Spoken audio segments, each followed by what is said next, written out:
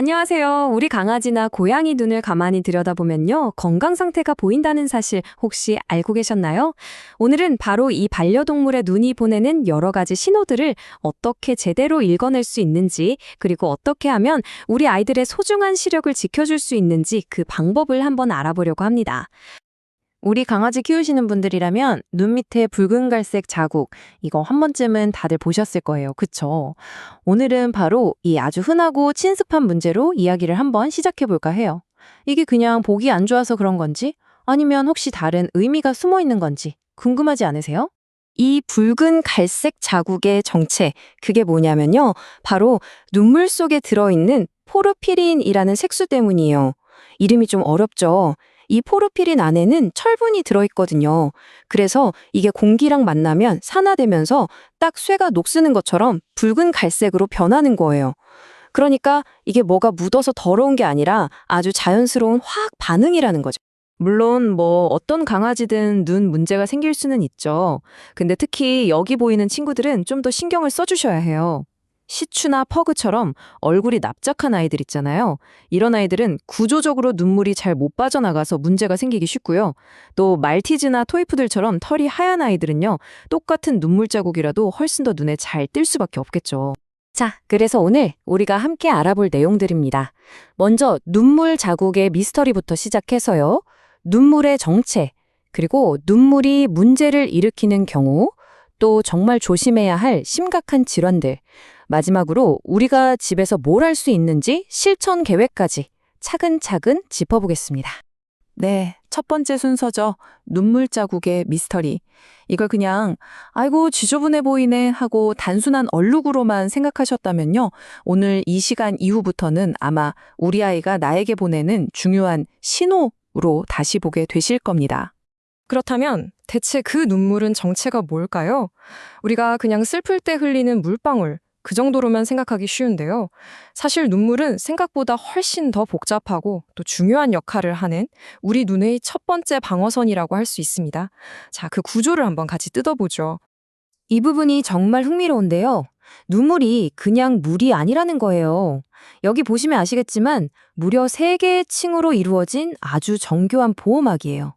맨 바깥쪽에 기름층이 눈물이 금방 날아가는 걸 막아주고요. 중간에 가장 두꺼운 물층이 먼지 같은 걸 씻어내고 영양분도 주죠. 그리고 제일 안쪽에 점액층이 이 눈물막 전체가 눈 표면에 착 달라붙어 있게 해주는 접착제 역할을 하는 거예요. 신기하죠? 자, 그럼 이렇게 만들어진 눈물은 다 어디로 갈까요?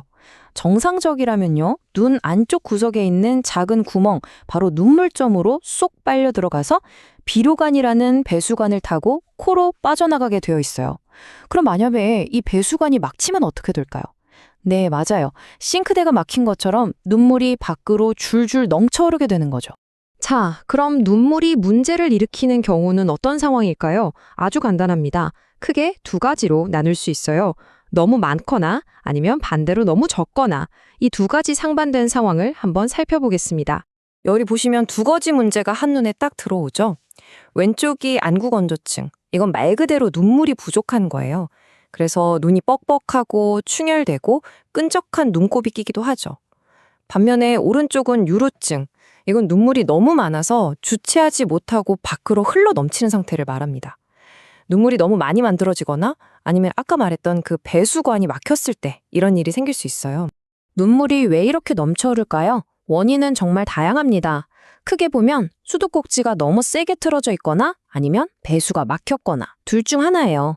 예를 들어 속눈썹이 눈을 찌른다거나 알레르기가 생기면 눈이 자극을 받아서 눈물을 엄청나게 만들어내겠죠. 이게 수도꼭지가 세게 틀어진 경우고요. 아니면 배수관 자체가 좁거나 막혀서 물이 못 빠져나가는 경우도 있습니다. 특히 얼굴 납작한 단두종 친구들이 구조적으로 이런 문제를 겪기 쉽습니다. 자, 지금부터는 정말 집중해서 들어주셔야 합니다. 그냥 눈물이 좀 많네 하고 넘어갈 수 있는 문제처럼 보이지만 사실은 방치하면 실명까지 갈 수 있는 무서운 안과 질환들이 있거든요. 이 질환들의 초기 증상을 절대 놓치지 않는 게 핵심입니다. 그 첫 번째가 바로 녹내장입니다. 별명이 소리 없는 시력도둑이에요. 왜냐하면 눈 안의 압력, 즉 안압이 높아지면서 시신경을 서서히 망가뜨리는 병이거든요. 여기서 가장 무서운 점은요. 한번 손상된 시신경은 절대로 다시 되돌릴 수 없다는 겁니다.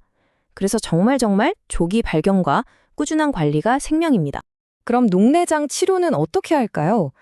여기 약물 이름들이 좀 복잡해 보이지만 원리는 아주 간단해요.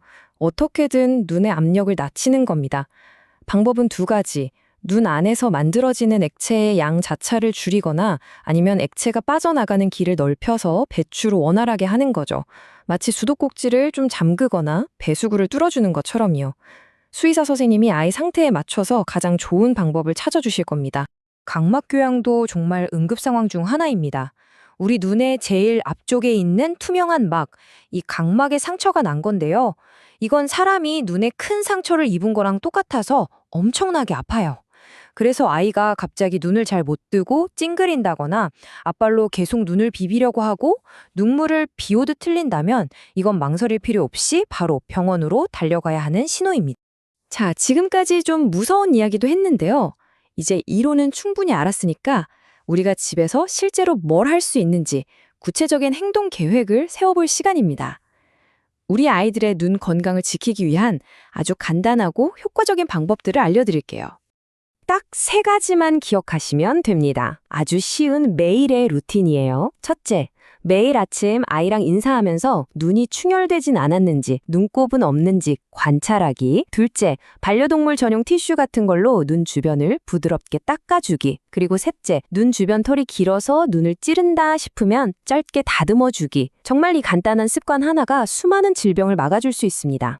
우리가 눈에 좋다고 영양제 챙겨 먹는 것처럼요. 우리 아이들 눈 건강도 먹는 걸로 도와줄 수 있어요. 시력에 좋은 비타민 A가 많은 당근이나 고구마, 또 염증에 좋은 오메가3가 풍부한 연어, 그리고 항산화 성분이 가득한 블루베리 같은 것들, 이런 걸 사료에 조금 섞어주거나 간식으로 챙겨주면 정말 좋겠죠? 자, 그리고 여기 보이는 이 신호들은요, 절대로 놓치시면 안 됩니다. 이건 하루만 더 지켜볼까가 아니라 지금 당장 병원으로 뛰어가야 한다는 신호예요. 갑자기 눈을 찡그린다거나 눈동자 색이 뿌옇게 변하거나 노랗거나 녹색 눈곱이 낀다? 이건 명백한 응급 상황입니다. 망설이는 그 짧은 순간에 아이의 시력이 영영 사라질 수도 있어요.